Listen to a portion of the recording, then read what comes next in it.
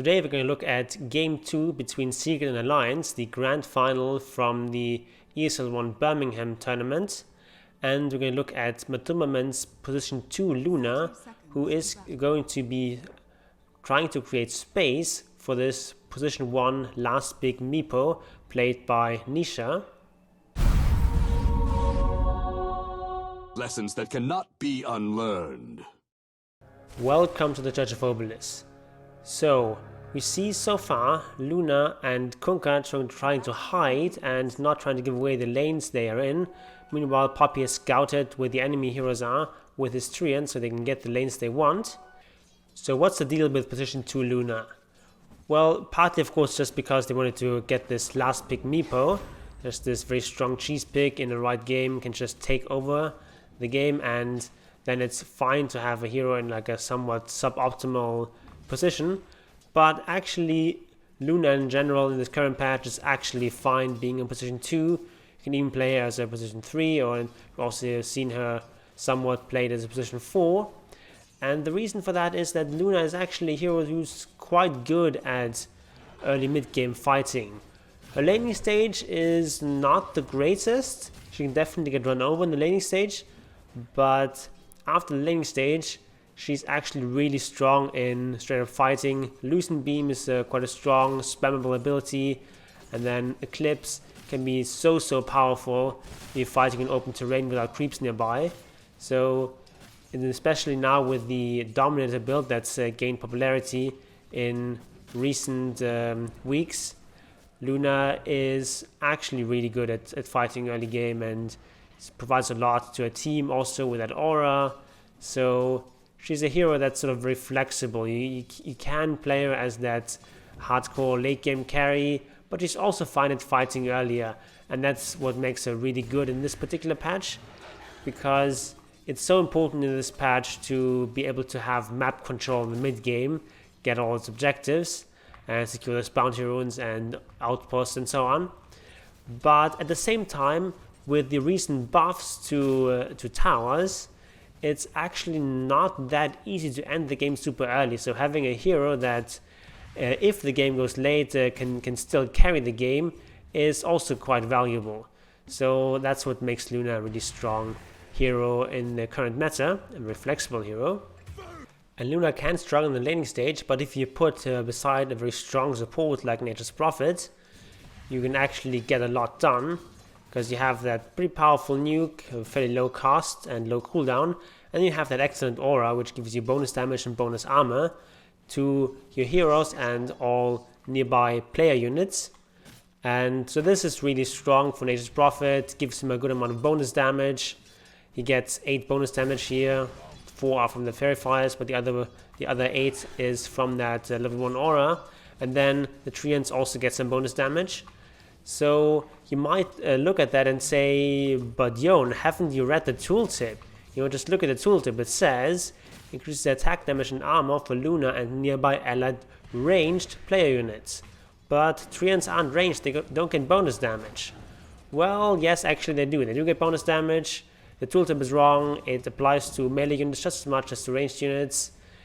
I don't know why the tooltip is wrong like that. I think this is the intended behavior. I think this is not a bug. I think it's just a wrong tooltip. So it just applies to all player units, controlled by players, also units that belong to players but are not controlled, like Wraithing Skeletons still get the bonus damage. So this is great for Nature's Prophet. It's great aura obviously later on for Meepo. It's going to get so much damage out of that, and just in general a very strong sort of team fight aura to help out your team. And it also of course buffs up those Dominator creeps that you get from Helm Dominator, and that's one of the reasons why you go for Dominator on Luna. But that's just like one of the many reasons why Dominator is great. I went into a bit more detail about why Dominator is great in my previous video on Luna, but just briefly, Dominator, what it gives you is just a whole bunch of things that Luna wants. Plus all attributes is great for Luna. She makes excellent use of all 3 attributes. Extra HP regen is awesome, because that means you can now farm and jungle and sustain without having to buy lifesteal in the early game. And then bonus damage obviously is great for Luna because you typically want to go for a very stat heavy build. It's going to be less true here in this game where he's playing a more caster style Luna. But in general, if you're playing position 1 Luna, that's excellent to have that bonus damage. But here it's still, of course, great for your other heroes, primarily that Meepo is going to get lots of bonus damage from your regular aura and from Dominator combined. And then, of course, you get those strong creeps that you can use to just fight with you. You can use them to help you farm. You can use them to stack camps. The thing about Dominator is just an item that's really strong at both fighting and farming, and that's why it's generally the go-to item for Luna in the early game. Also has a pretty good build-up, gives you some nice region. He's bought this Ring of Region already. It's going to help him out. But if you're in a lane where you're maybe struggling a little bit, where it's not very easy, you often want to not rush for the Dominator, but instead get like a Wraithband first, get like a Treads, and then go for the Dominator. So there's not like a huge rush to get Dominator. And of course, if you have an easy lane where you're not really being contested much, you can just go straight for the Dominator and even skip those boots. But here you don't want to be run down by the Beastmaster, you definitely need those boots. So you might as well just go for the complete Treads then.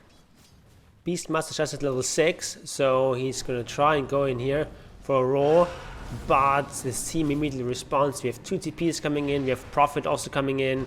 So a 4 vs 2 fight is created here. Luna gets saved and Beastmaster immediately regrets his decision, as he's also going to be hunted down here and killed. So that's a 2 for 0 exchange. And yes, they had to use some TPs there, and yes, the heroes got low, but ultimately, of course, that's a big success. And now Luna also has level 6. And notice that he immediately skills up her ultimate. If you're playing position 1 Luna, if you're the carry, if you want to play more greedily, typically you want to hold off on skilling Eclipse. Usually what you see is people put 3 points in Lucent Beam, 2 points in Lunar Blessing for the laning stage. But then after that, they just put points on those glaives, because that's really what allows you to farm faster. And then they only go back for the ultimate later on at 11 and 12, or maybe even slightly later than that.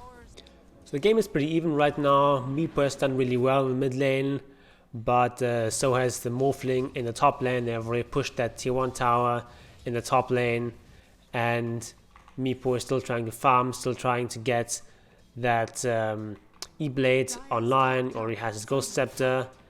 But now the shrine is coming up, so Secret are rotating here, trying to take this shrine. They've had to concede this one, but they want to fight over this shrine. The Lions also want to contest it. Alliance think they are stronger here, but with Luna coming in and her Eclipse is of course incredibly strong in these kind of open fights where there's no creeps nearby. So they claim those 2 kills, they defend the outpost here, and for the first time they really take a lead in this game. And from here on out, it's not going to get much better for Alliance. So Luna is just hanging out here in the off lane. She's not getting the most farm because Meepo has been farming the triangle. So she's just getting the lane farm, which is not ideal, but it's more important for Meepo to get that safe farm, to get that E-Blade up so they can be much stronger.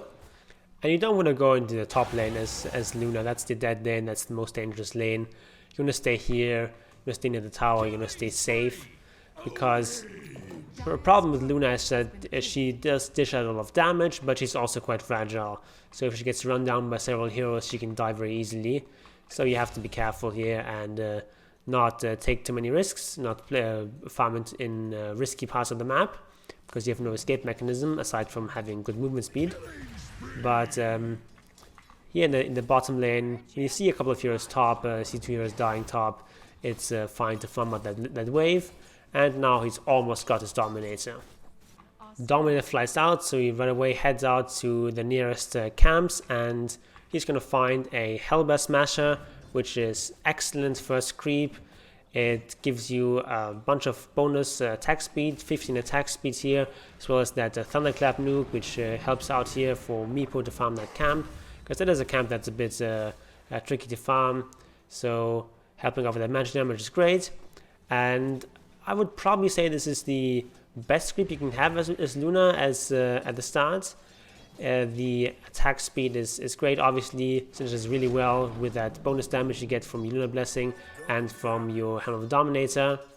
So with that great synergy, I would say that creep is even better than the Alpha Wolf, which gives you slightly more DPS, but doesn't have that extra Thunderclap ability. So at least in the early game, I definitely think Helm Smasher is stronger and just helps you push out those creep waves so fast with all that bonus damage you get. And that Thunderclap, which does a reasonable amount of damage. It's 150 damage on a 12-second cooldown. That is quite a lot. And also that creep, it very rarely runs out of mana. It regenerates 1 mana per second, and then it only costs 50 mana to cast this thing. So usually this creep runs out of HP before it runs out of mana. So don't be afraid to just spam this ability out to help you push things out faster, to help you do creep camps faster. The runes are coming up, so Secret go for a smoke. They have a bit of a power spike because they have the Meepo E-Blade online. They have Luna with her Dominator and a very strong creep, so they think they can just fight over this rune. And no one is really contesting here so far, so they just go farther and find Nico Baby. He's the most farmed carrier in the enemy team, so this would be a huge kill. But indeed, with the boat and the extra damage coming out of Luna, they're able to burst down this Morphling, even though he got her strength morph off. And now they can immediately transition this into a tier 1 tower push. This is not a very important tower to push, it doesn't control very much territory on the map, but still, if you're nearby and you get that kill, just might as well just take that tower, and then after that they're going to leave this lane and try to play the other parts of the map.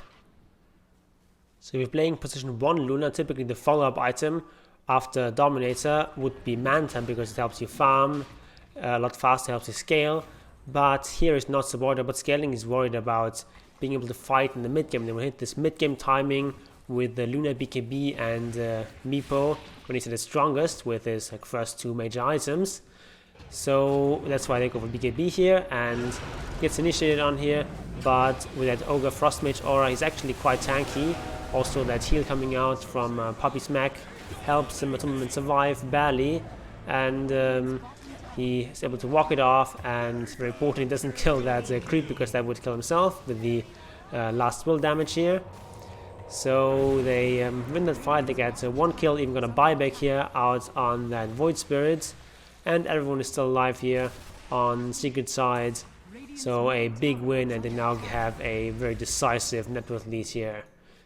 You've seen the fight recap, that's a 1.5k swing roughly speaking, as well as lots of experience going Secret's way. So everything's just getting better and better here for Secret, and once that BKB comes online on Luna, it's going to be even better than that. Secret go for another smoke. If you're playing with Luna, smoking at night is very strong because he has that extra night vision, and they're able to find this Void Spirit, and with that Conquer combination they burst him down. In the meantime, though, Puppey is TPing here into the enemy, with maybe not the best place to teleport into, but yeah, they exchange basically mid for a position 5, which is obviously great, and now they're ready to fight here, drive the enemy off, and if the enemy back off, they can just go for a Roche. But first they're going to kill this S4 Beastmaster, and now they can just take this tier 1 tower in the middle, which is obviously a very important tower. And Morphling is trying desperately to blaze way out of this, but there's just so much damage coming out of Luna and Meepo that it's going to be difficult. And here with an extra range from the level 10 talent, Luna is able to assassinate the Morphling, and Hanskin now also being hunted down. So almost a complete team wipe here at less than 20 minutes. So this is definitely a game that's firmly in Secret's control.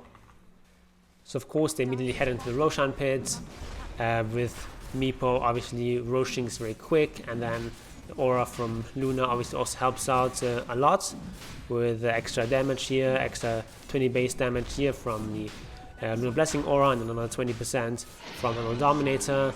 So that really helps out Meepo and his clones. And now with the Aegis up, it's going to be very difficult for Alliance to contest Secret's push, especially now that the BKB is going to be online. Secret suspect that someone is hiding in the trees here, and they find Limb, the Void Spirit, and with that Invis Meepo, the Silver Edge initiation, they easily get that kill, and now it's looking ever more dire for Alliance. And one thing I really appreciate about Secret as a team is their itemization. They just always have this coherent plan for itemizing as a team. So they have this Luna who just needs to be in the fight, needs to survive, needs to get that ultimate. So he goes for the BKB after the Dominator. And they have Kunkka with that Spirit Vessel. That's of course very important against the Morphling. And then also following up with the Vlad, which is a great aura item to help out that Meepo, give him some extra power.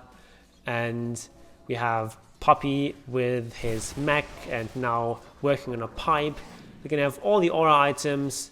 That's just going to give them such an overwhelmingly strong team fight that Alliance is not going to be able to withstand that. The push then is coming in now, and here in this kind of fight you want to make sure that your Alpha Wolf survives, help him keep in the back, and your main hero can be a bit farther forward because you have BKB, and then you can just pop that ultimate when the enemy come in and do so much damage.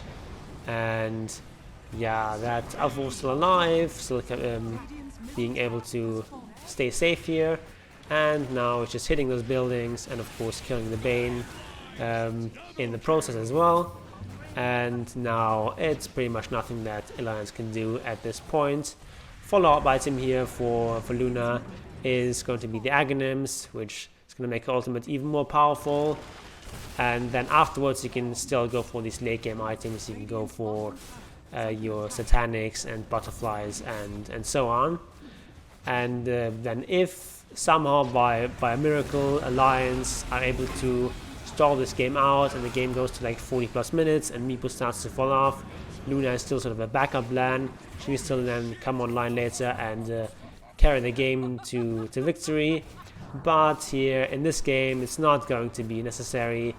Alliance going to try to play this out a little bit longer, and they are indeed going to be able to kill this Luna eventually here, but at what cost? They lost 2 lanes of Rax, and they get some extra kills here, but you're very happy losing some cores if you get 2 lanes of Rax at 24 minutes. So Alliance are going to continue playing this out a little bit, but eventually a couple of minutes forward they're going to lose this game, and Secret are going to take a 2-0 lead in this series. I'll also be covering the 3rd game in the series, where we'll be focusing on Zai's Dazzle, who is going to play a core Dazzle with Necrobook and all the aura items. So if you don't want to miss that, please make sure that you're subscribed and have turned notifications on so you don't miss that video when it comes out.